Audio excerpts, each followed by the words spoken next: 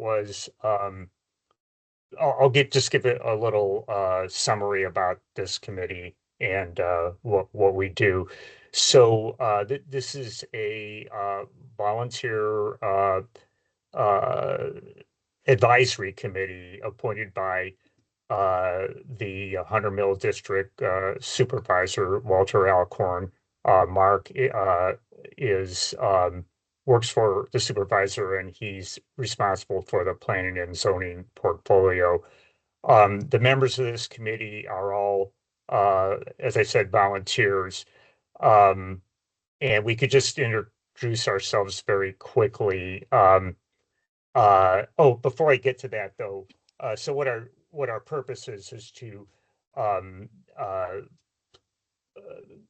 cases that involve planning and zoning issues that will go before the planning commission and in most cases before the board of supervisors afterwards, come through this committee, and our purpose is just to advise and make recommendations to both the supervisor and the planning commissioner. Sometimes the planning committee, actually, most of the time, the planning commissioner does join us. I don't know if he will tonight. Um, but at any rate, John Carter is his name. And so we represent, yes, we represent different parts of the district. I'm the chair, Stephen Cherney. I reside in Reston. Jay, do you want to introduce yourself? My name is Jay Monroe, and I live in Reston. Ross? Hello, I'm Ross Shearer. I live in the northeast quadrant of Vienna, close to Tysons. Yeah. Ed? Yeah, hi, I'm Ed Umbrell. I live in Fairfax County, but South Herndon. And Anne Marie? Hi there, I'm Anne Marie McKinnon, and I am in the Wolf Trap area of Vienna. And Ben? I'm Ben Ader, and I live in Reston. Okay, and I see John Carter has joined us. Welcome, John.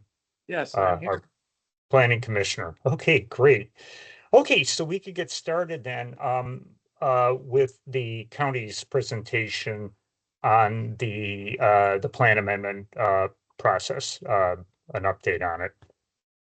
Great. Thank you. I'm Katrina Knudsen. I'm with the planning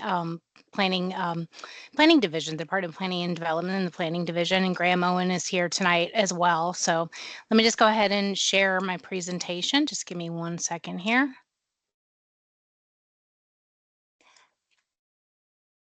Okay, great. Can everybody see that? Yes. Okay, perfect. Thanks. Okay. So like I said, I'm Katrina Knudsen. I'm a planner with the Department of Planning and Development in the Planning Division. And thank you for having us tonight to talk about the upcoming SSPA process. So before I dive into what SSPA is, I did want to mention that our focus tonight is long-range comprehensive planning. And I know most of you are familiar with the comprehensive plan, but for those of you who may not be, the comprehensive plan it's the county's primary policy document about the built and natural environment, and it's used to guide the uses of the county's land and natural resources over, the next 20 years or so. It's a guide for decision making that reflects the community's vision and goals. It is important to note that the comprehensive plan provides recommendations and it is not law like the zoning ordinance.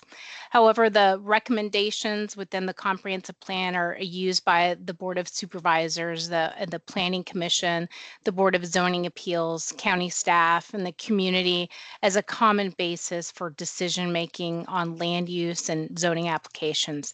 The comprehensive plan it's a living document, and changes to it are called plan amendments. So given the dynamic nature of land development in Fairfax County, we are constantly working on planning studies that are amending the comprehensive plan. The Plan Amendment Work Program, it's a list of amendments and studies that have been authorized by the board for staff to consider. Items on the work program include countywide policy amendments, small area planning studies, site-specific amendments that are evaluated through the SSPA process, and then there are site-specific amendments that are authorized separately, which in the past we've referred to as out-of-turn plan amendments. Now, getting into the specifics of the SSPA process, this is a biannual countywide cycle for reviewing site-specific proposals called nominations to change the comp plan's land use recommendations. The 2-year countywide cycle was a change adopted by the board 2 years ago, where previously the SSPA oscillated between reviewing nominations in the North or South County every 2 years. So this change established a more frequent countywide evaluation. The prior round began in the fall of 2022, and it resulted in the submission of 75 nominations. So in part, that was due to pent-up demand in certain areas, and then part due to broader shifts in the office and residential real estate markets. This time around, we don't anticipate the same volume of nominations with the upcoming round. So in preparation for the next round, we looked at the goals for the process, lessons learned from the prior round, and proposed a few relatively minor changes. And at a committee meeting, the planning commission and the board indicated that they were generally happy with the process. So we are beginning to advertise the next round, or we're actually kind of in the middle or towards the end of it, by conducting outreach with we've done with the development industry. We are now talking to all the land use groups and civic associations throughout the county to let them know about the process and some of the minor changes. We're anticipating beginning the next round in mid-January of 2025. So with a target action on the new work program, likely it's going to be in June with the board, which will allow for the majority of our active 2022 cycle amendments to conclude before the next work program is adopted. So to provide a sense of where this project is in terms of the development process, this diagram illustrates the life cycle nature of the land development in the county. So first starting with the concept phase, which would be the site-specific plan amendment or an SSPA nomination. Then once the nomination is adopted into the work program, the plan amendment is in the planning stage, and where we look at the impacts and the plan recommendations. And the next stage would be for the applicant to submit a rezoning application to initiate the zoning entitlement process. So the SSPA process consists of, it's a 1-month nomination period in which anyone can submit proposed changes to the comprehensive plan with the property owner's consent. Following the nomination period, the board approves the list of nominations that will be accepted into the process via an action item and can pull items that should not proceed at that time. Items that are accepted then proceed to screening, during which time staff conducts a high-level policy review of the nominations. We have community meetings to obtain early input, and we provide recommendations on which items should be included on the work program and formally evaluated. The Planning Commission conducts then workshops to review the nominations and develops recommendations for additions and also priority on the work program. And then the board adopts the new work program via an action item. And following the adoption of the work program, it's the evaluation phase in which the proposed amendments are analyzed for impact, brought back to the community for further review, and then they're presented to the Planning Commission for recommendation, and then the board for a final decision. So the board adopted goals for the SSPA in 2022, and now that we've done one round of the countywide nominations, we've highlighted a few lessons learned from our experience based on those goals. So the first goal was to reduce the overall timeline of the process, and as noted earlier, previously SSPA had oscillated, between the North and South County nomination periods every 2 years. So that really was a total of 4 years. So conducting a county-wide round every 2 years provides a better opportunity to respond to market changes and seems to have reduced the number of site-specific board authorizations that would otherwise occur outside of the regular review cycle. So this has been, a process improvement internally, and a more regular review helps us anticipate workforce needs and distribute planning resources more equitably across the county. The nomination and screening phases have also gotten shorter, and our tiering system for the evaluation phase has helped establish priorities. So we think this goal has been met. We have heard some interest in potentially shortening the screening even further, and this may be possible if there's a lower volume of nominations that are submitted, but wouldn't be likely if we received something like 75 like we did in the last round. So our second goal was to increase inclusion and engagement in the process. So in the past, there's been a uniform approach to SSPA by using task forces for both screening and evaluation phases. However, the new SSPA process shifted to community meetings for screening and adaptive engagement during the evaluation phase, which has been a clear improvement for receiving more input from more people. So for example, in the prior screening, staff conducted 18 community meetings that were attended by over 1,800 individuals, which was far greater participation than we've had in the past.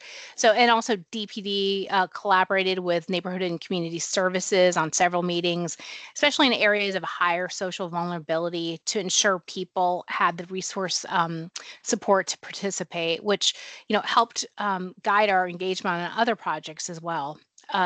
So adaptive engagement during the evaluation phase has also proved successful, as it allows the supervisor to determine the right method of engagement for their district. So in some instances, using task forces for larger studies such as Fairfax Center, Northern Richmond Highway, and Centerville, and then for using task forces for those. And then for more individualized SSPAs, we largely focus on broader community meetings. So in terms of proposed changes, we will ask nominators to provide property maps using the Vulnerability Index interactive tool, so they can consider socioeconomic factors with the within the vicinity of their nomination from the beginning. And additionally, as always, we will continue to monitor engagement practices and adapt as needed. So the third goal was to achieve a better balance of resources for our long-range planning on the work program between site-specific, small area, and county-wide studies. While the tiering system has helped with this, we believe that there are challenges around this goal that need further attention, and especially around the idea of logical planning areas. So in several instances, we received either individual nominations or clusters of nominations nearby, and to address common issues, the board added entire small areas to the work program. So this is a common practice and was done for the Reston Transit Station area, for Fair Lakes, in Springfield, for PennDOT along Route 1, and several other places. The challenge that we've encountered is that we typically rely on nominators to do traffic and environmental studies for their nominations. And with a few exceptions, we rarely have nominators willing to conduct the expanded study, since there is an additional cost associated with that. So for two small area planning, the Department of Transportation requires consultant funding for this, but this results in a delayed starts for the studies until funding is secured. And since we don't want to slow down the nominations, we often will phase them ahead of the studies. We'd like to address this in two ways. First is the first would be to screen more strictly for logical planning areas and as an explicit justification criteria. And then for those nominations that still should be evaluated with expanded study areas, have the action item that establishes the work program also include a funding request for the anticipated transportation studies. This would help with prioritization. Also, we would note that we are thinking about what would come after the broader policy plan is updated, and there have been some preliminary discussions around a follow-on motion to do a systemic and targeted area plans update. So based on trends we have seen with SSPA, and to improve flexibility, reduce time to market, and reduce reliance on SSBA. So here's our anticipated timeline. We met with most PC and board members over the summer to get their thoughts on the next round of SSPA ahead of the committee meetings. And today we're meeting with you to get your input on lessons learned from the prior SSPA. We discussed the work program and the SSPA with the Planning Commission, the board's land use committees on September 26th and October 1st, respectively. From those meetings, there was an agreement on the process parameters that I went over tonight, and we're beginning, we're advertising this and informing people about the SSPA process, and we'll be conducting, further outreach to land use committees, throughout the county. Although we actually are pretty much at the end of kind of wrapping it up, but we anticipate that our eligibility map, our nominator guide, and in a broader website update will be available in the coming weeks. This is all in anticipation of starting SSPA, the process, on January 13th, and screening starting up in earnest in March. So, and unlike the prior round, the nomination form will be in our Plus system, which the county uses for building permit applications, for zoning applications, etc. So basically, all of kind of the land development applications all go through Plus. So, and unlike last year where we used a GIS application. So, the guide and the eligibility criteria. The guide explains which areas of the county are eligible to be nominated during the process and provides a link to the interactive eligibility map. There are areas that are ineligible, the areas that are ineligible include land areas subject to pending comprehensive plan amendments. If they were included in any comprehensive plan amendment adopted since February 13th, 2023, and it was basically in the last 2 years, or if they are proposals for changes to countywide policy or systems. And also, a nominator can't submit multiple proposals on the same land area. So this map shows what the eligibility map will look like, and where basically the areas that you see here in red are the areas that are ineligible, and they're all of those things that I had listed prior. And we are, right now working on finalizing the map. And again, along with the guide, it should be available in the next few weeks. So. The nominations, as far as the submission requirements, the nominations need to include, obviously basic information such as the nominator and property owner information, but also needs to include existing and the existing and proposed comprehensive plan, a statement of justification, why they think, how this is meeting current policies in the county, and how is this in conformance with the concept for future development in the comp plan, et cetera. So, and then it also, this was something new that we introduced the last round was an illustrative concept plan. And this time around, I mentioned the new thing is the vulnerability index map for the area of the nomination. The nominators are also asking the nominators to acknowledge that for the future studies may be required as we get into review of the plan amendment or as in the nomination, and that the illustrative plan may also need to be updated. And they need to also indicate potential development timelines. So for example, if there might be a rezoning associated with the nomination, kind of what the timeline is on that. And also if they have done any engagement with the community so far. All right. Well, that's it. Thank you. That concludes my presentation. So I would be happy to answer any questions. Okay, thanks, Katrina. Sure. Just one thing I want to mention, since we do have one member of the public here, is normally what we do is we go around the committee, makes comments and questions.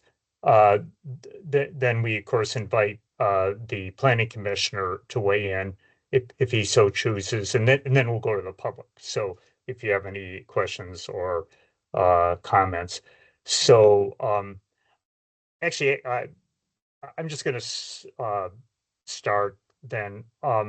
One quick question is about the vulnerability index map. What's could you tell us more about that?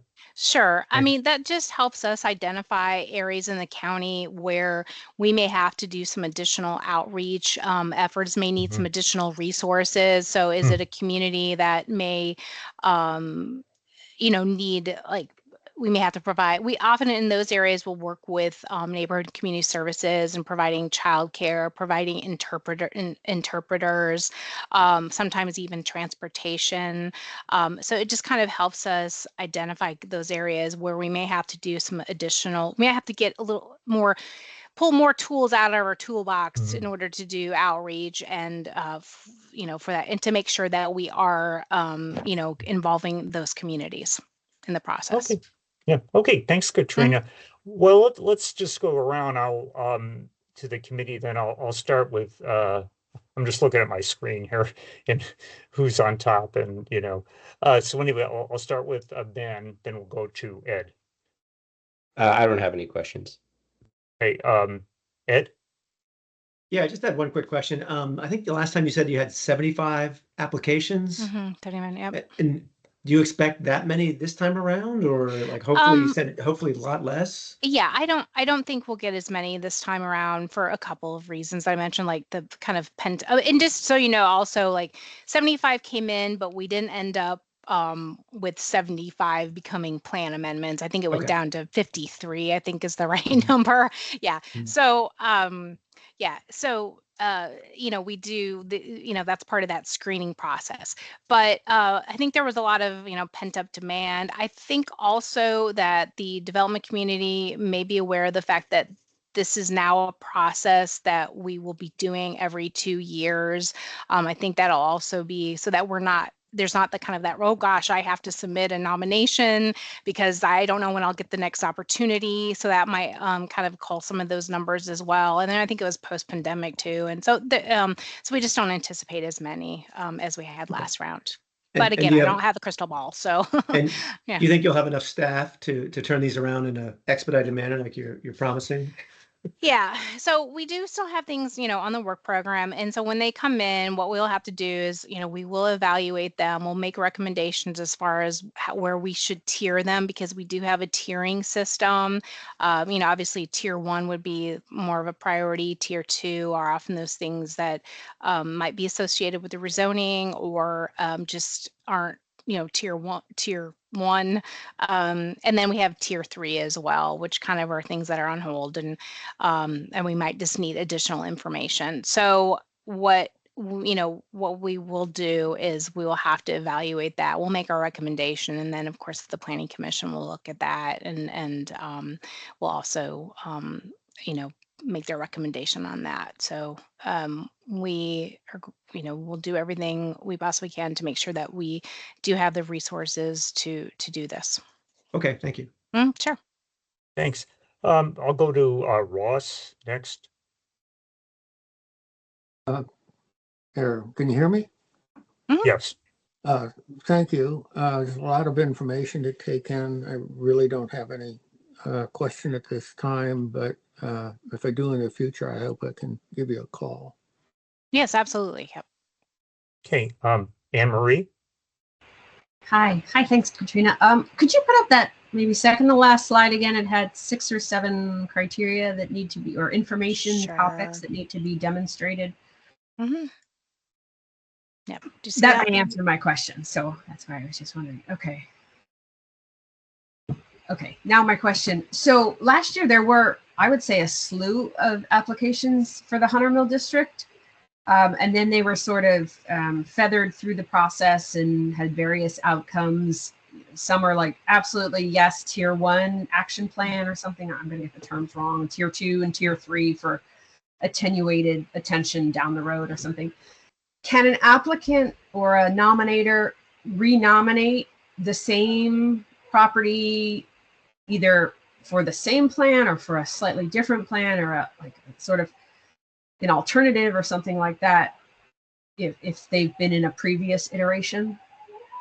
Well, technically, yes, they can, but they would have to demonstrate what has changed, that what are the conditions that have changed, and they definitely would have to, put a justification in there as to, why you're talking about something that was nominated previously that was not accepted, or is that what you're kind of referring kind of. to? I mean, Okay. there were a number of them last year in Okay. like basically Western Vienna and Reston. Okay. Sure. Mhm. And they obviously didn't all make it to the light of day. In fact, Right. Right. only a couple did. And so I'm just curious if it would behoove a nominator, or they, strategically bring it back. One I'm thinking of is Reston Business Park. They were proposing a redevelopment, and I don't think it was accepted through the SS. I mean, it made it into the process, but I don't think it gained traction for a work plan item.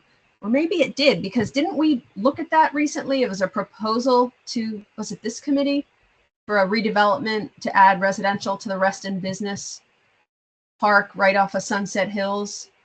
Does anyone remember this? I think. And so I was just curious if that came about through the SSPA, or if they said we're not getting much traction there and we're going to do a. So I don't mean to make you guys dizzy. I'm going to see again, or is that not the best route for these? Hey, Marie, are you, just to make sure I've got, I'm Graham, I work with Katrina. Are you referring to the Lake Fairfax Business Park off of Sunset? It's right next to Lake Fairfax Park. And it's right off Sunset Hills. It's right off Sunset Hills near Equestrian Park Drive or something like that. Okay, yeah, we're talking about the same thing. Yeah, that's active. That's on our work program. Okay, so that one did prevail through the SSPA process. Okay, so that's how it came through. It was accepted. It was put into the process. It's still under review as a plan amendment, so there hasn't been a formal decision made by the planning commission or the board. Okay. But no, it's an active amendment. Okay, and then there was one sort of adjacent to that by Brookfield Properties. It was a big assemblage. Yeah, that's the other one. There's two. And that one was removed. Commissioner Carter, you go ahead. I want to steal your thunder. There's two. One is the Brookfield, which is outside of Reston. That one is withdrawn. The other one is the Business Park, which is right next to it. That's in Reston and still underway. So I'm curious, would we expect, say, the Brookfield one to come back, or I'm trying to think of some of the others. Because, and you did I recall your presentation last year to the Hunter, I think this committee, something like that. So I was just curious if because this is now you don't have to wait 4 years, you sort of can make some tweaks or figure out why it wasn't accepted last year. And does it make sense to bring it back this year? I'm just wondering if the SSPA process is perceived now as a more efficient vehicle than a standard zoning map amendment or application for rezoning or something like that. Well, sorry, go ahead, Graham. Sorry. Yeah, it's a great question regarding the Brookfield proposal. There's nothing that would prevent the nominator from resubmitting if they wanted to. So they're out that area because no decision was made on that other than to just rescind the amendment. The board didn't adopt any sort of changes to land use for that area. It is eligible, and so it's up to the nominator if the nominator wanted to try again and go through our process again. And it's like Katrina said. Basically, they're available. The process is available to them. They can do that if they want, but we would just want to make sure that we have an understanding of what's changed to kind of warrant a different outcome this time go around. So I know there was a lot of concerns last time about density, because it's not within, the formal Reston planning area, for example. So it's kind of outside in the suburban neighborhood and low density areas. Some concerns about traffic, of course, but that's every project. But we want to have a sense of, what's kind of changed to warrant kind of another round of review, so to speak. And so I'm just curious, is there anything that prevents eligibility in the next go round? For instance, you say they withdrew. Does that preserve eligibility? And basically a withdrawal is a non-prejudice. And if they went all the way through the process at which time the board said we declined, does that then prejudice them? Is there anything like that? So strategically it's better to withdraw and preserve. That's right. Your ability. Okay. So yeah, exactly. We would anticipate ones that can read the tea leaves, that it's not going to go anywhere. They might try again. Yeah, they're better. I haven't heard anything to that effect myself about the Brookfield property or some of the others that were withdrawn, but hypothetically, yeah, they could try again, so to speak. Okay, so better to withdraw than to, take the process all the way to the end and get an actual rejection or something like that. Well, technically, Well, yeah, it's a good yeah. question. Even if you get rejected, you could try it again. So it's only the only ineligibility is if the board adopts, so approves a change in the plan. And the reason that we say that is, and it's just a 2-year rule where it's kind of put that area on timeout for 2 years. We want to give sufficient time for a zoning application to hopefully come in and actually implement the plan when we're doing these site-specific amendments, because otherwise it's kind of like, what are we doing? You know what I mean? Let's let the plan gel for, some length of time. Right now it's 2 years. It used to be 4 years. And then see if something can come in. And if not, then we can look at the plan after some amount of time has passed. Okay, thank you. Okay, and the Lake Fairfax Business Park is under the purview of the Reston Planning and Zoning Committee, Right, since it is in the under the Reston deed. But I don't recall the Brookfield one, but that's just to the east of that. Okay. Yeah. Okay. We'll just go to Jay now. Jay, do you have any questions or comments? I have no questions, but thanks for the presentation. Sure. Yeah. Thank you. And we'll go to let's see here. Mr. Jonker, do you have any comments or questions? Yeah, thank you for the opportunity. I am a Reston resident as well, and I actually live in Equestrian Park, so I'm a neighbor of the Lake Fairfax Business Park. And that's actually what brought me to this meeting today. We had a meeting with EYA, who is the developer that's looking to make some changes there. I'm extremely new to the whole planning process, so forgive my newbie question, but am I to surmise from the conversation that was just had that EYA's proposal has already passed this committee and there will be no further action in this committee? The EYA proposal has basically, it has already gone through the SSPA process. It went through the prior round and then it was put on the work program. And so right now it's in the process of being evaluated by staff as a full kind of plan amendment. And so, it's in the process of being reviewed. As far as coming to this group, have they come to you yet, or I'm sorry, maybe you just said that. I'm sorry. They reached out to us and we had an Okay. initial meeting with them last week with some of the homeowners here in Homeowner Association, and Okay. we were, to say the least, shocked and alarmed at the proposal that was put forward, and there was an implication from EYA that the proposed density was sort of more or less anticipated, approved by the district supervisor and the planning commission, and as you can imagine, since what they're asking for is more than twice what is currently approved, that gave us quite some pause and quite some alarm. Niels, thank you for that question.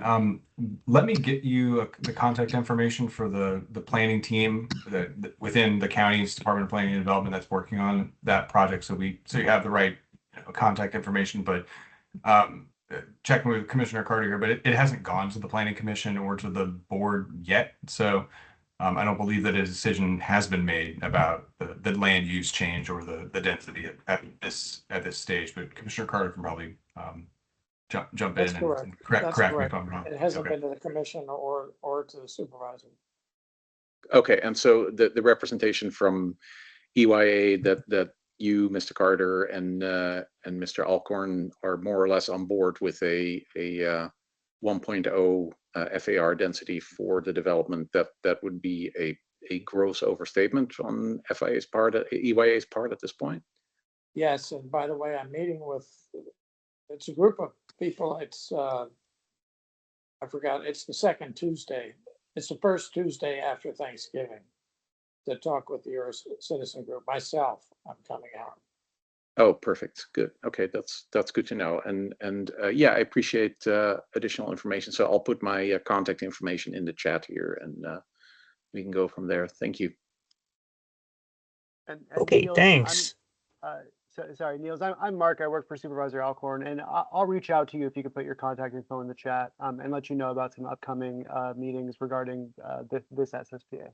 Yeah, I appreciate that. Thank you very much. I'll stick it in the chat right now. Thank you. Okay, thank you.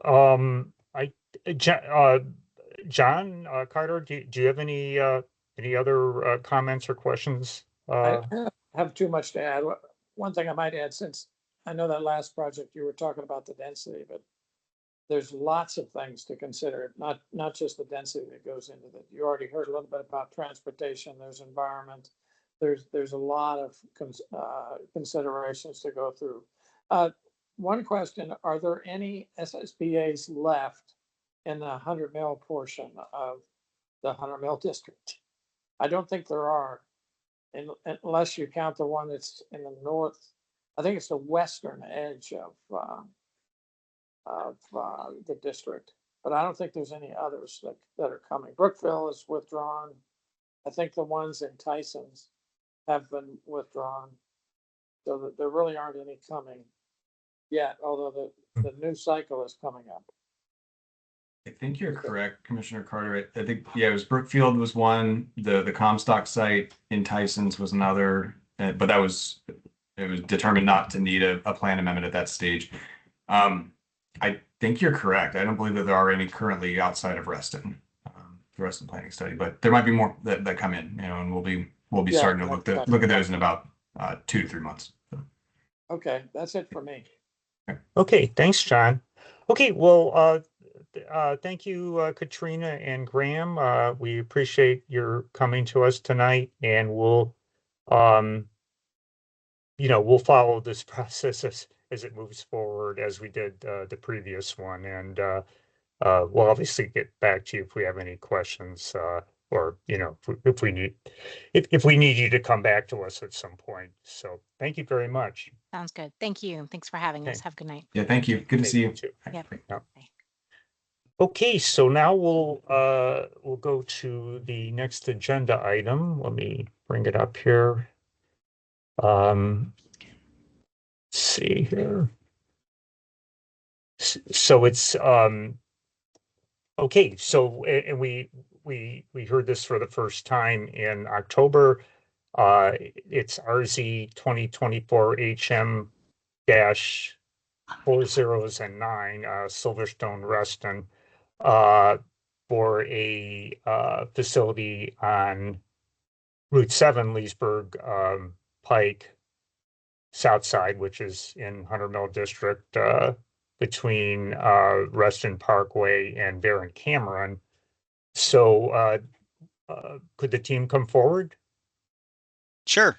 Good evening, Stephen. We appreciate you guys having us here again tonight, and it looks like Bobby Zeiler and Lynn Strobel are together here. They just came, as I shared earlier, they just came from a community meeting with the Ascot Walk HOA, which is just to the west of our site. So at the end, I'll have them hop in and provide an overview of how that meeting went, because I know that was a question that was asked of our team, how, when we came to you guys in September, was how the community outreach process was going. So we'll touch on that at the end. But as far as I think we have some community some committee members that weren't here last time, so I'm going to provide an overview of the application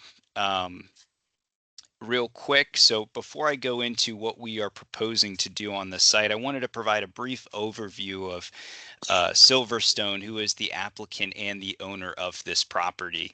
So Silverstone is the owner of the subject property and the applicant, as I said, and they are the developer and owners of independent assisted living and memory care facilities in Virginia, Maryland, Texas, and Florida.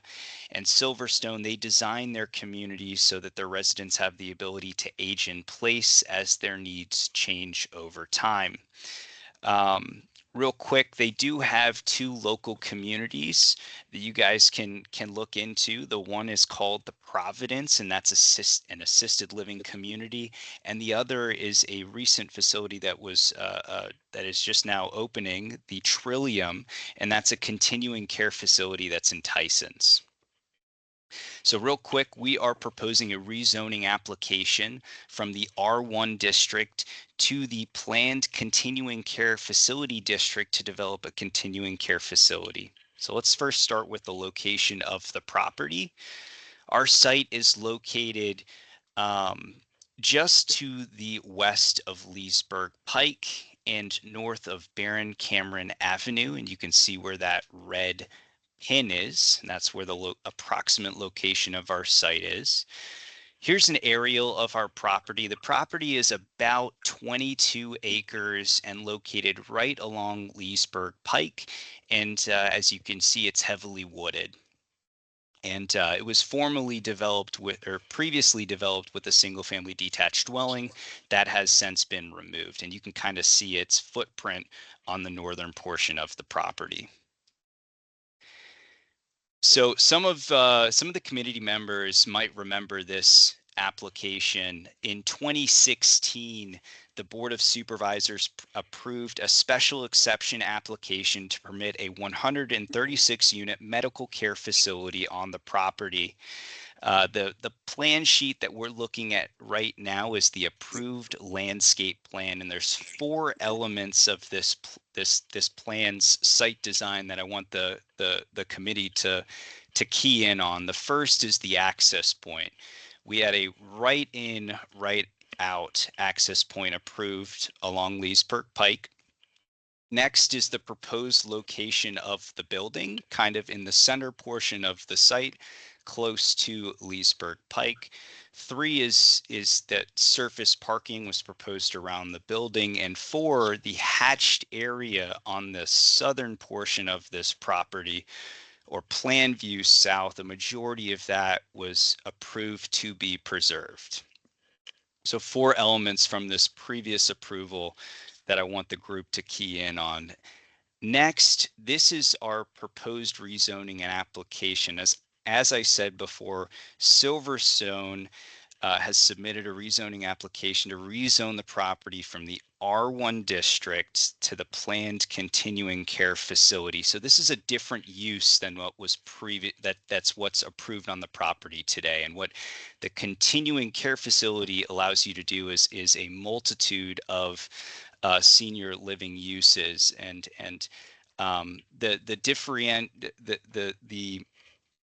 what's different here that we're proposing use-wise is previously we just had medical care facility use approved on this property, and we are now introducing independent living units on the property. And so that's why we've elected and chosen to rezone the property to a PDC not PDC, pardon me, the PCC district, to allow those 2 uses to function on the site together.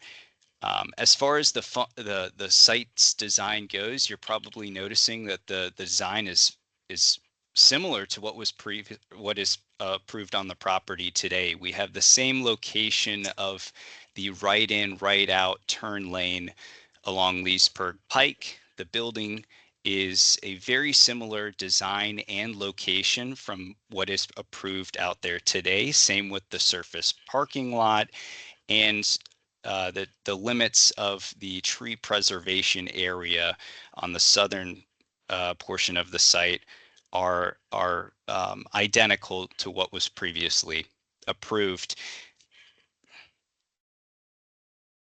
So I think this is an interesting overlay for the group to look at. The underlying plan sheet was the previously approved special exception plat, and the overlay in red is what we are proposing. And as you can see, a lot of those lines match one another. The access point, I'm going to keep going back to it, but the access point, the surface parking lot, the location of the building, and the limits of disturbance are the same as what were or very similar to what were previously approved. Next, I'm going to hop into the building elevations and to walk through these real quick. Up top, we have what is approved today as our building elevation, what we are proposing in the center, and on the bottom shows you what is changing. You're probably observing, or the one element that I'd like you guys to notice, that the building height is consistent to what was previously approved, and the design is very similar to what is approved out there today. And then this is the same progression of elevations, but showcasing what the rear of the building looks like. And as you can see, the same building height and the same architectural treatments are proposed. Wanted to quickly walk through the program comparison. So we are proposing to increase the size of the building by 15,000 square feet to have a maximum building size of 170,000 square foot building. The building height, like I said, has not changed, nor the massing or the setbacks. As far as the amount of units on site is concerned, we're proposing up to 131 units, and that approximate breakdown is going to be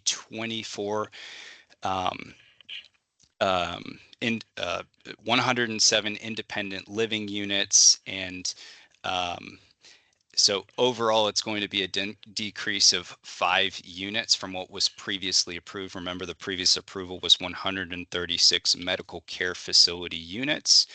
The number of residents is going to shift a little bit. It's going to increase by, we anticipate approximately 47 residents, and the reason being is we are now introducing independent living units on the property, and what you find with independent living units is that more couples end up living in these units together. So that's the increase. And because more couples are going to be living together, there is going to be a reduction in the amount of anticipated employees that you're going to have on the property. And we anticipate that that'll be a reduction of 16. As I've talked about before, the access point in and out of the property will remain the same. We're proposing the same amount of surface parking spaces and loading spaces as previously approved, and our open space, 78% of the site is open space. A majority of that is going to be preservation of that wooden area that we saw in the aerial image. Here's a really quick snapshot of how our trips change from the approved use on the site to what's proposed. And as you can see, the AM and the PM peak hour trips actually reduces here. And that's because of the reduced need for, anticipated need for employees that'll be coming to the site.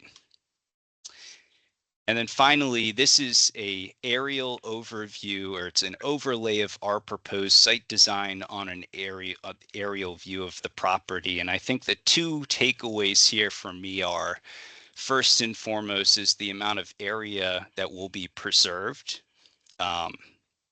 throughout. And then two is the setbacks from all the adjacent single family detached dwelling units. And real quick, the big question that we walked away with last time from the committee was, what's been the level of community outreach? And so our team, over the last 2 months, we've been in contact, or we've contacted all of the adjacent HOAs and individual community members in close proximity to our property. And we've met with the Falls Park HOA, and those are the folks that are just north of our property along Markle Court. And then Lynn and Bobby met with the Ascot Walk community to the west. And I'm going to bring you guys in at the end to provide an overview of how that conversation went. So that's been the extent. We've reached out to everybody. We've received a lot of positive feedback from the community. and we've met with the HOAs that are directly abut our property on our side of Leesburg Pike. Also, this application was accepted in, I'd like to say, early August, and we've been through 2 rounds of reviews with county staff, and they've provided really thoughtful comments and recommendations to improve and enhance our design and our commitments. We think that it's been a great collaborative process with county staff. It's definitely resulted in a better application. County staff is proposing, or not proposing, they will, we anticipate that they'll publish a staff report next Wednesday, and that'll be available online and on Plus to review. We are anticipating a recommendation of approval from county staff, and we have a planning commission hearing date scheduled for December 11th. So Commissioner Carter, we'll see you then. The one other outreach that we have done at this point that's worth sharing with the group is that on October 14th, we presented to HCAB, which is the Healthcare Advisory Board, and we received a unanimous recommendation of approval for our application. So that's been the level of outreach that we have completed up to this point. Outreach and collaboration, and thank you guys for having us again here tonight. And also too, I didn't shout at the beginning, but I think Mark has already left us. But thank you for Mark to coordinating these meetings and getting us on the agenda. We appreciate it. With that being said, I'll bring in Bobby and Lynn into the conversation to provide an overview of how the community meeting went this evening. Sure. Thank you. Can you all hear me okay? We got you. Great. Okay, thank you. Sorry, we're sitting in my dining room. We just ran from the other meeting, so thank you for your consideration. We've had 2 very productive meetings with the association. There's been a couple minor comments and considerations. One from the folks on Markle Court. You can see the green line that runs kind of north. That's actually a extension of a water main and a loop of the water main, and so we've been able to coordinate the location of that water main connection with the existing main that exists, and also avoid some mature trees that are in the area. And we've done that through some surveying, and we have a meeting actually set up tomorrow to follow up with them and just do that. So that was a very productive conversation. And then the meeting tonight was also very productive because there hasn't been much to change in the site. I think several of the folks had recalled the original conversations and discussions. They just wanted to make sure that we had the same commitments for lighting and height and building materials and landscaping. Yeah. And I would say the one thing that we did commit to is there was some concerns about the eastern, or what is kind of planned south parking lot, where you see the parking lot kind of has a turnaround. And yeah, so right there. So if you look at the eastern parking lot, where the parking lot kind of circles around back onto itself, there was some concerns by the residents that live Page South about headlights, because that is a little elevated to where their homes are. And we committed to put some additional supplemental landscaping around that corner to screen those lights. But they were, we met for probably close to 45 minutes. It was a very productive conversation, and we had no other comments. So. Yeah, it was very positive, and I think that they remember the discussions that were held when this was originally approved, and I think that they're pleased that a lot of those same elements are coming forward. Yes.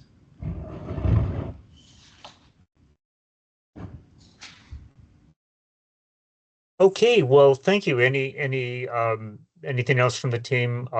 If not, we'll jump to the committee. Any other matters you'd like to bring up? Nope. I think we're good. Thanks, Stephen. Okay, great. So we'll go around to the committee again. Why don't we start with Ed this time? Ed? Okay. Hey, thank you, Steve. All right, I had a couple questions. One one I noticed in your parking tabulations, you have a number of parking spaces, I think 103, but you also mentioned 2 loading spaces. And it looks like we don't have the most recent updated plan. I didn't know, can you kind of show me where those loading spaces are? Are people going to be able to move in and move out without having to, you know? Let me highlight those for you. Kind of difficult to see on this landscape plan. But this is the approximate loading location of the loading spaces. So, you know, vehicles will be able to come in right off Sure. of And is 7. would that be convenient for people people moving in and moving out of the facility? It is, and I would also say, I know you mentioned that you might not have the latest. This was one of the areas that we got some very thoughtful comments back from the county, and had worked to kind of consolidate some of the service locations and the areas that deliveries will take place, and also with the interior of the building being the ideal spot for moving in residents. So that's perhaps why you don't have the latest. Okay. In the application itself, or in the write-up we received, there was mention of a nationwide permit number 18, which is typically associated with discharge of dredging material. I know I'm getting a little technical on you, but I didn't know. I was kind of curious what that was for. So I don't know. Go ahead. Yeah, I'm sorry. Excuse me. I didn't mean to interrupt you. I can tell you, I'm not sure why the number references dredging. We are not doing any dredging of anything. Yeah. I will tell you that all of the nationwide permits expired last year, and we did go back to the Army Corps and reinstated our permit last year. Okay. So, all right. And then I didn't, this parcel, the only real access is out onto Route 7, which I'm not sure what the vehicular traffic per day out there is. It's probably over 50,000 vehicles per day. I'm glad to see you made some improvements on the, I guess the north end of the lot to increase, it looks like a pickleball court or some other things. I would encourage you to kind of, you mentioned there's a lot of trails and things like that. I didn't really see that. I know there's a trail on the back of the site, but, I'm sure a lot of residents will want to get outside. So I'm glad to see there's some stuff there at the north end that you're trying to incorporate into some outdoor activities. So. Yeah, thank you. And let me just very simply say that there's a retaining wall on the kind of the plan south of this page, as the grade drops from kind of Route 7 towards the stream. We've done a fitness loop around the building that connects out to the trail along Route 7. As part of our approval, there's also a dedication to the Fairfax County Park Authority for a trail back in the RPA that will be constructed at some point by the Park Authority. In the prior approval, we had worked with Fairfax County. When I say we, by the way, I'm using that loosely. We had worked with Fairfax County Park Authority to locate that trail, and that's what you see on the page there, the 2 dotted lines at the very bottom. That's actually in the RPA. So the trails around the building are something that we will build with the application, as well as connections out to the paved trail along Route 7. That dotted line on the bottom will be built at some point, but it is a dedicated easement for that purpose. Sure. And then you may, if and when the Fairfax County Park Authority do put in that trail, was there any consideration given by you guys on how, if possible, connections from your site down into that stream valley to connect?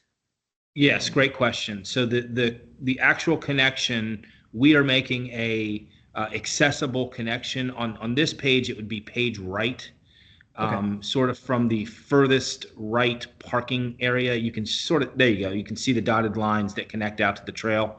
That's located there specifically because of accessibility and because of the grade changes out to the trail. Okay, so you are going to connect to it. Okay, good. Yes, sir. So. All right. That was pretty much my questions and comments. Thank you. Thank you. Thank you. Yeah, thanks, Ed. Okay, let's go to Jay. Jay? I don't have any questions. Okay, thanks. Ross? Hi, last time you met with us, I asked about your plans for the the energy profile for the building. And you said that whoever was representing you then, indicated that you'd get back to us with that, was it going to be LEED Gold or Energy Star? I mean, I don't know what the options are for you for this kind of building, but I think it's important to pay attention to energy and try to avoid fossil fuels. Yes, so let me respond to that. So we have worked with the county on an environmental proffer. There was a number of environmentally sensitive design components that were agreed to before, low flow water and some other things that we have continued to and commit to. We will use Energy Star appliances. There's a host of things, and I think what would be probably best is to send you the actual proffer language so you can see the commitments that we have made. We can do that.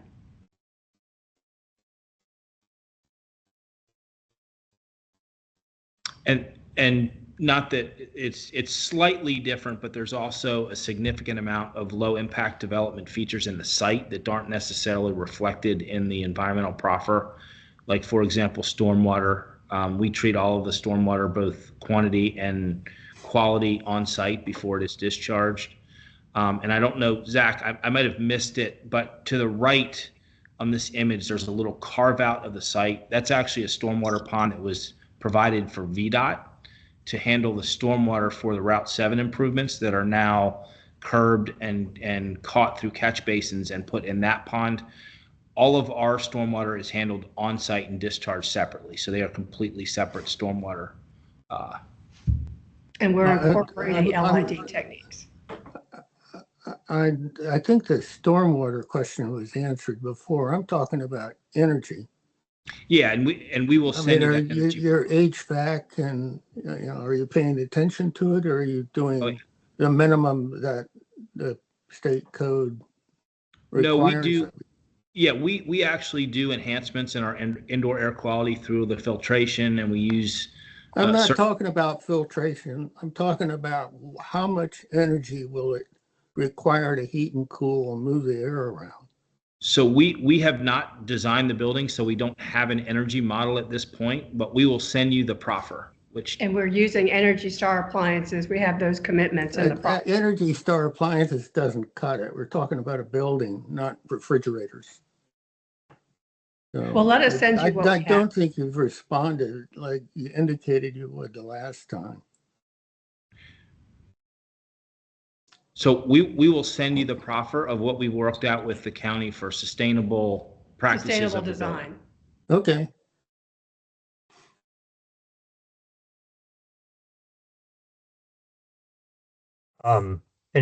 Okay, I see. Ross has finished. Let's go to Anne Marie. Hi, thanks. Being a frequent traveler on Route 7 in the last 10 years, we watched as all the Route 7 widening was going on, and what we found pretty interesting was the areas that got the sound walls and the areas that didn't. So you either feel like you're driving in this walled corridor, or you actually feel like, wow, this might be sort of a byway. But it's interesting because this area, I think, did not get the sound walls. So in a way, I salute you, because I think the sound walls, in some cases, especially, are pretty crazy. So I'm glad to see that this won't be walled off in that sense. And I remember, and they did put in, since it's VDOT, they put in the wide trails. I mean, this being R1, I think this is a pretty good use of this property, because you're not going to get people wanting single family homes right there on 7. So to me, this is kind of a realistic and appropriate siting for this use, and we've heard how this use is needed. So I mean, I think the use and the layout on the site is pretty well thought out. My question is, so with the widening of 7 and the relocation of utilities, the many years of that, where does the so you showed us where the water comes in. Where does the sewer and the gas come in? I just can't find them on the development plan. So if you could just kind of Sure. point me to it, So- I guess.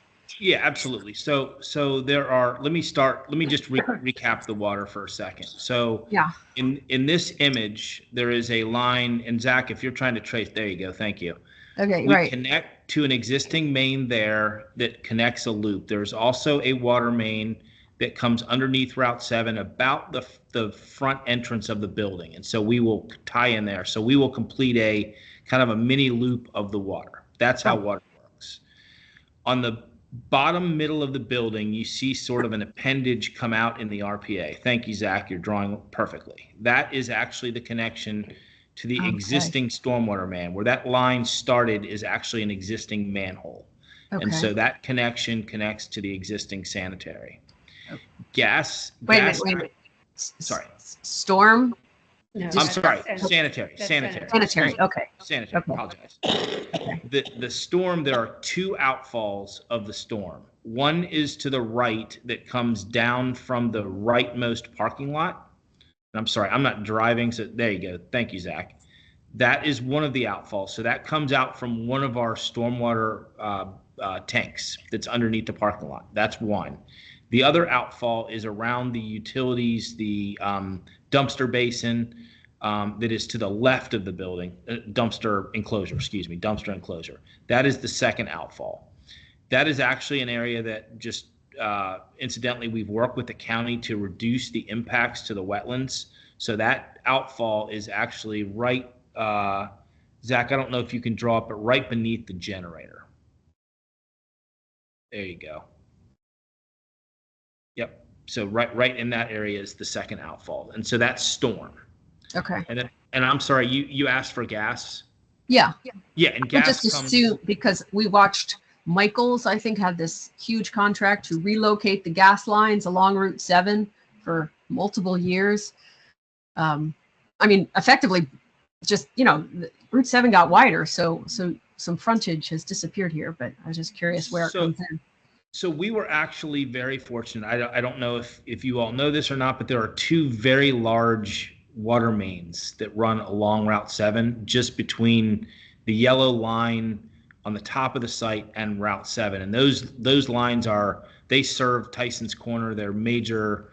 I think one's a 54 and one's a 36 inch. So those are huge mains. We don't tap into those mains. They provide water to Tyson's Corner. They've remained in place, and the Route 7 widening avoided impact to those water lines. So we were fortunate, not much changed on this side of the street. Gas does come from this side of Route 7 up by the entrance to the building, or to the entrance to the site.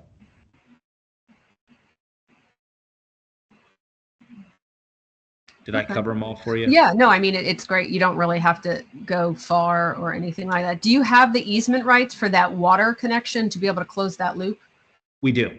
Okay. We so do. you It's an don't- existing right of way and an existing easement. They actually, when they built Markle Court, Mhm. they actually took the water line to about 5 feet from the property line and put it in a water easement.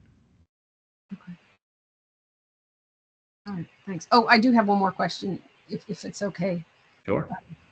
I just am curious, operationally, what is the kind of the occupancy period? Like, how quickly, since you guys already operate these, does this many unit? How, I guess I would say, how soon after release of availability does a place like this fill up, or whatever you might consider capacity to be? Sure, that's a good question. So our experience is that in the IL, you will typically be between 25 and 40% pre-leased and move in when you complete the building. And then it will take roughly another year to year and a half to complete the IL leasing. The AL here, which is a small number of units, will likely occur in the first year, and then it becomes a place where the independent living residents will migrate. So the average stay for assisted living is somewhere between 1.5 years and 2 years, and the average stay for independent living is closer to 3 years, 3 or 4 years. And because, I mean, there's not much in the way of amenities, is it reasonable to expect that most of the people in independent living will be drivers? So we actually have quite a bit of amenities in the building. You obviously can't see them in this graphic, but we include all food service and Bobby, dining rooms. I'll pan to them. I've Yeah, got we those here. include, thank you. There you go. We include a salon, wellness, we include fitness, we include arts and crafts, we include a lot of amenities in the building. But as with independent living residents, we also provide transportation services so they can transport to Reston Town Center or Tyson's Corner or wherever, because independent living units by nature, they are independent and they do circle in the local area and stay active in those locations. And is it 55 or 62 for entry age?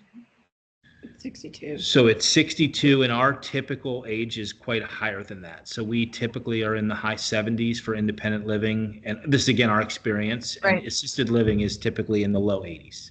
Okay. Thank you. You're welcome. Hey, thanks. And then Ben, do you have any comments or questions? Yeah, a couple questions, but might be revealing my ignorance. So I've dealt with a couple and know a few areas that have issues with sewage backup from fats, oils, and grease when there's commercial properties immediately adjacent to some neighborhoods. And it looked like you have some dining, but then some independent living, which I imagine will have their own kitchen facilities in each unit. And I don't know how that works between residential requirements and the commercial kitchen side of it. Any protections for the FOG backups or any of that sort of stuff, or any of the filters and things that need to be required when it's like a commercial restaurant, they have the specific requirements, whereas I think part of your facility would not have those same requirements. So I'm just not super familiar with it, but I had concern with it being so immediately adjacent to a residential area if there could cause backup. And I'm sure you've addressed that. I'm just curious. No, that's a good question. And obviously we have not finally designed the commercial kitchen, but the way the commercial kitchens in our buildings work is they are completely approved by the health department as a commercial kitchen for a restaurant. And so we will have, the oil water separators that are typically associated with a commercial kitchen. All of the residential is sized appropriately for the residential discharge of the sanitary sewer. So because our building has both commercial and residential applications, we design them to meet both. Okay. Yeah. That's the only question I had. That makes sense. Thank you. Yep. Okay. John, do you have any comments or questions? It looks thoughtfully designed. It looks like it's been very thorough outreach. I think it's in pretty good shape. Thank you. Okay, great. Well, I'll just turn back to the committee then. We could entertain a motion tonight of recommending approval or disapproval, probably with a caveat that anything in the staff report that that is recommended or to be addressed, that we would incorporate that into our, assuming we're going to go ahead and recommend approval. Any thoughts on that? Steve, this is Ed. I'm ready to move forward on the application. Okay, great. Well, Ed, would you like to introduce a motion then? Sure. I move that this committee approved RZ 2024-HM-0009 as presented here tonight. Thank you. And is there a second? I'll second it. Okay, Anne Marie seconds. Okay, any discussion? Okay, hearing none. Let's all in favor? Aye. Aye. Is everyone? Is it unanimous? I don't see everyone. No, here. I'm opposing it. Okay. They didn't respond to the issues that try to take credit for, publicly financed water retention. And they indicated that they would before, so I'm voting no. Okay, but the motion is approved. And I think that we could wrap this up. I mean, Ross, do you? I think some further information is going to be provided to you, correct? Correct, we're happy to do that. They said so, but that was promised before, and I don't like them dodging the subject like the way they did. So, you know, it's unacceptable. I mean, there's a lot to recommend this project, and I said that before, but they need to pay attention to energy and be responsive to the public's need to reduce energy requirements. And Anne Marie pointed out that the gas lines there, which I didn't know.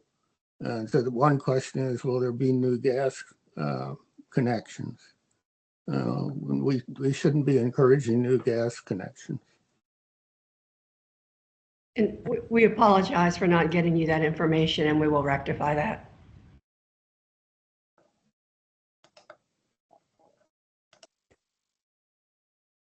Okay, thank you. I just wanted to, thank you, you know, the applicants, representatives, you know, we've recommended approval, so if you want to leave the meeting at this point, you're certainly welcome to, or if you want to stick around. We just have a couple things to talk about. Ross, did you want to speak to that draft that piece you wrote regarding Tyson South? I could just Thank you.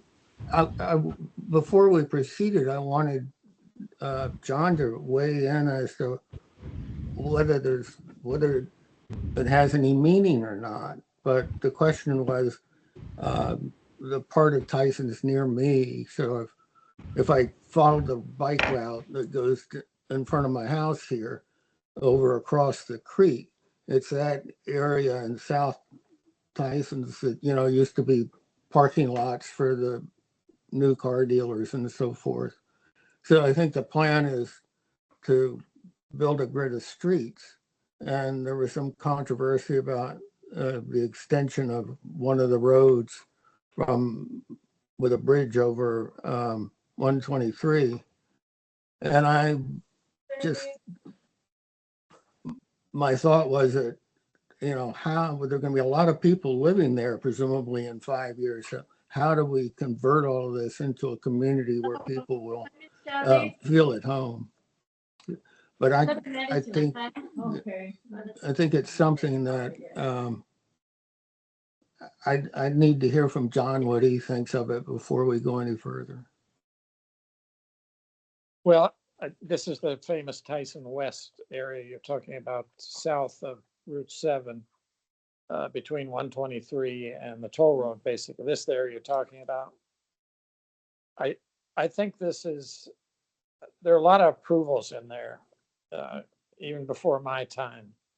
I would suggest those are mostly going to come back because it's almost all office, and they're either just not going to build and go away, or they'll come back as amendments. So I think comments going forward would be useful, but just keep in mind that this is areas in flux. The only project I know is Home Depot's perhaps looking at doing something else. Tyson's West was approved, and this land use committee recommended approval, but they're coming back with a different scheme. So it is in flux, and I think your ideas and thoughts would be useful. Well, maybe the next step then, Stephen, is for me to share it with the rest of the committee, and we can talk about it after that, the next meeting.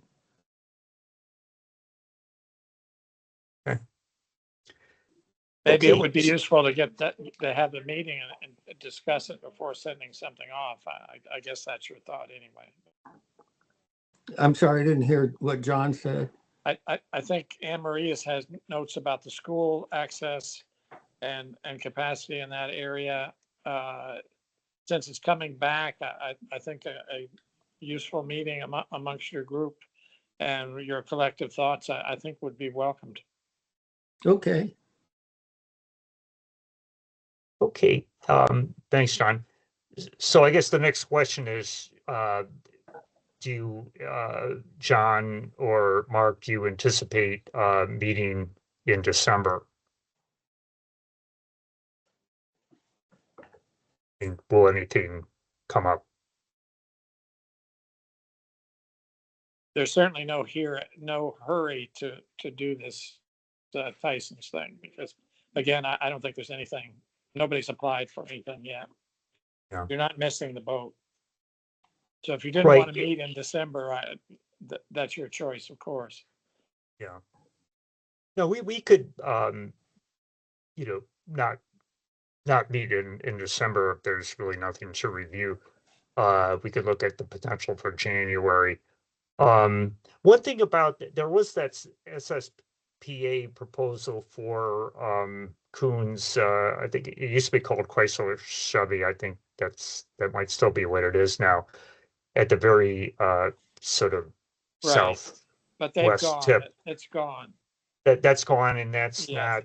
not, as far as you know, is the dealer, going to stay there? Well, I guess you wouldn't necessarily know that, but I Yeah, mean, I don't know, they might do something else, but not through the SSBA process, I think. Mark, Yeah. do you have any notion about that? Which dealership is that? That's not the one at Route 7 and 123, the Home Yes. Depot. Yes, it is that one. It is.